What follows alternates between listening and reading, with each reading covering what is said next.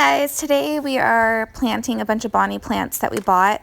You guys know we like to direct sow and seed start a lot, but we still like to buy plants every once in a while, especially in the wintertime when we just want to see some nice growth right away. So we've got a few things to plant today. I think we're doing Brussels sprouts again, broccoli, celery, some flowers, and am I missing something? I think that's all we're doing. I think we're doing a little bit of garlic too, because we still have maybe 1,000 garlic cloves to plant. So we're trying to incorporate that into different areas of the property and the garden.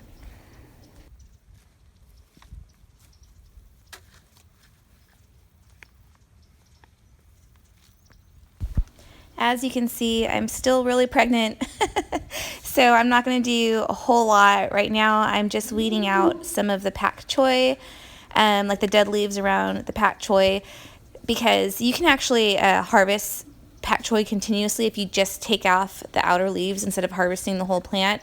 I do both because I do like to use the whole plant in some of my soups that I like to make, but right now I'm just taking off some of the dead leaves and some of the pak choi that the ducks had gotten into.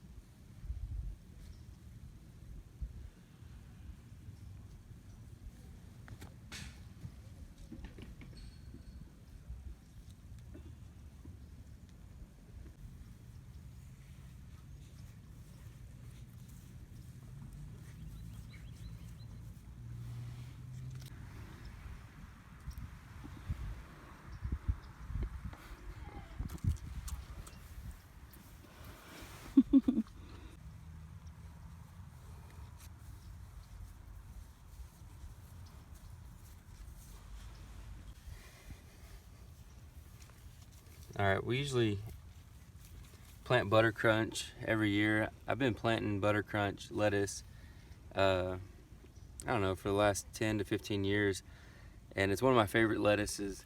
One of the stories behind it is Marion's grandfather used to grow butter crunch, and it started out because he bought a head of lettuce that still had roots on it in the grocery store, and he's wondered what would happen if he planted it. Well, he planted it and it ended up sprouting and growing, and he let it go to seed, and he kept seeds from it and kept it going for, I don't know, 15 years or so, and he never had to buy lettuce ever again. I thought that was pretty neat, and so ever since then we've been growing butter crunch, and we're out here today planting butter crunch and thinking about Marion's grandpa, Costco, and he just passed away a couple days ago, but he was 97. 93. Oh wow, edit that out. He was 93. You don't have to edit it out. He lived a long, healthy life. Yeah, and he's the one that really inspired me into gardening and growing food and enjoying being outside. I think he gardened every day for all his years that he was alive, so he really inspired me to grow things. So yeah, pretty special day. Definitely thinking about him while we're planting these.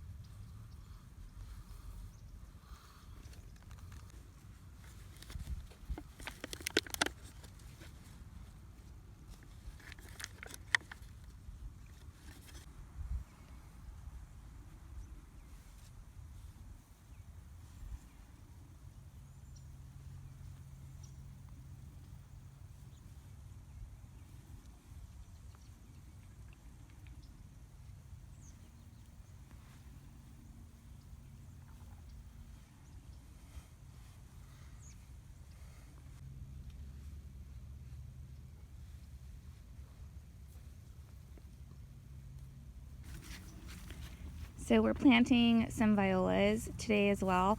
And if you haven't noticed from previous videos, during the wintertime, I love violas. It's one of my favorite flowers. They self-seed.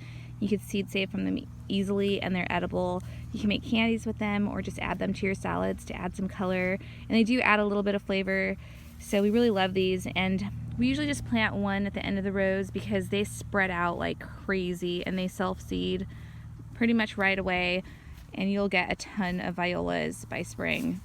But they're really pretty too, and they're so cute. And I found these purple and orange ones that I just thought were nice and vibrant. And I've never planted this color combination before, so we're gonna try them out. I usually plant like the pale blues and the purples and the whites. So I'm kind of venturing out of my usual color scheme here, but I just think they're so sweet.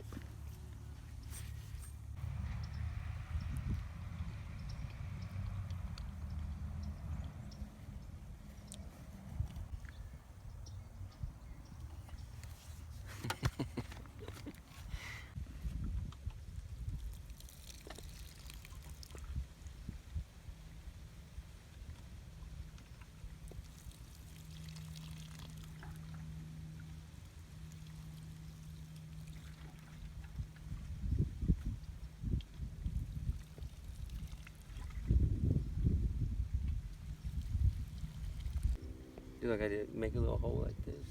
Or you could do that. Just push it over.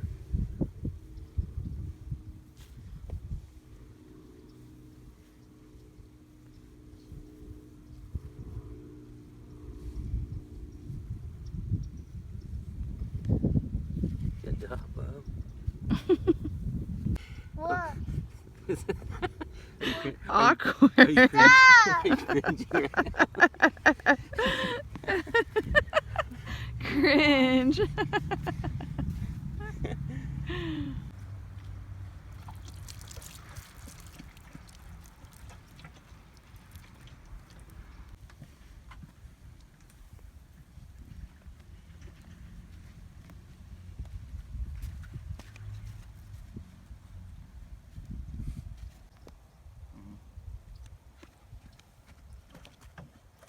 Oh, my dude. Dude.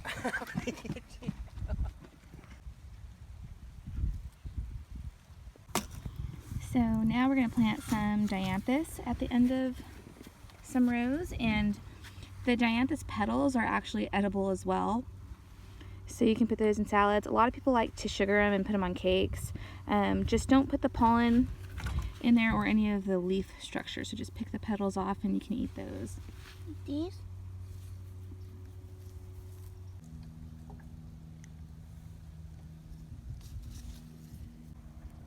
What you doing? Eating herbs?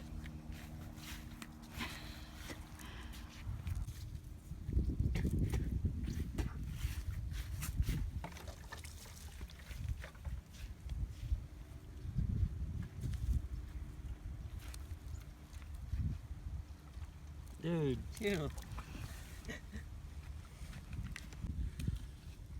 I feel like it's raining.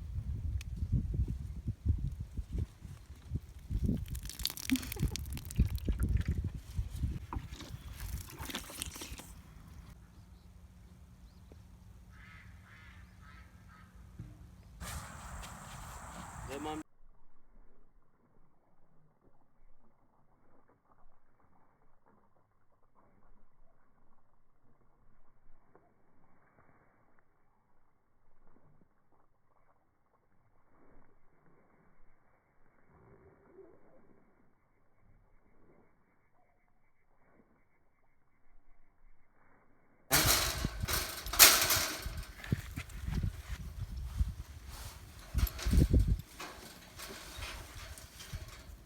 Come here.